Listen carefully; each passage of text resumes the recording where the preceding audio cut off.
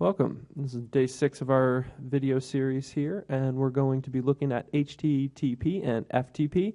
Not exactly languages, technically protocols, but they were what we use to view websites and upload files so that other people can view our websites online. So to do this video, you're going to need an FTP client or FTP software. Here at the school, we're using one called Smart FTP, which is available for the Mac.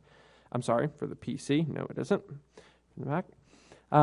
But anyone will do. And then you're also going to need an FTP account, and we have one that we're using here for the class.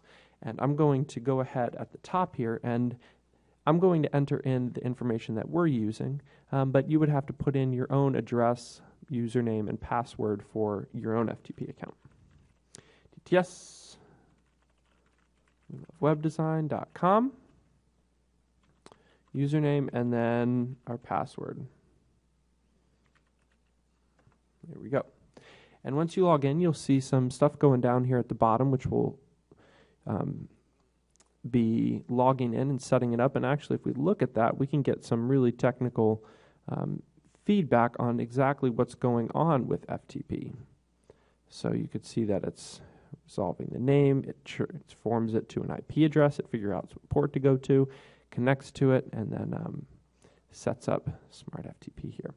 But the important stuff that we need is our files online. Now, a lot of web servers, like you'll see that there is some files here, like all of our mail goes in here, dealing with passwords, the control panel for managing the domain, etc.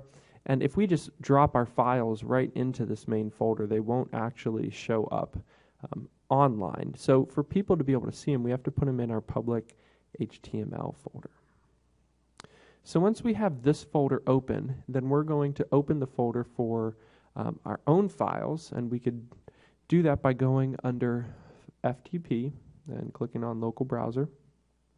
And now we have both our own computer and the server open, and they have these nice buttons up here. I'm going to click on one of these that tiles them, and now on the left we have our server online, and on the right we have our local computer. I'm just going to go into the class files and get this file that we made.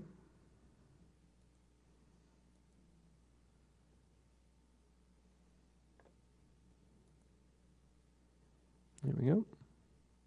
And I think the most recent one we did was our jQuery file. So I'm going to find that. And I'm going to upload that by just dragging it to the left right into the public HTML file.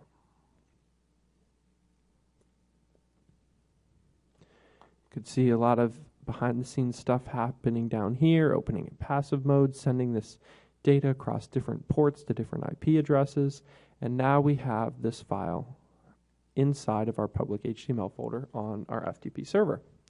Now if we hop back over to Firefox, and I go to the site dts.wheelofwebdesign.com, which is the one that our FTP account is hooked up to, I will see my file, and I can click on it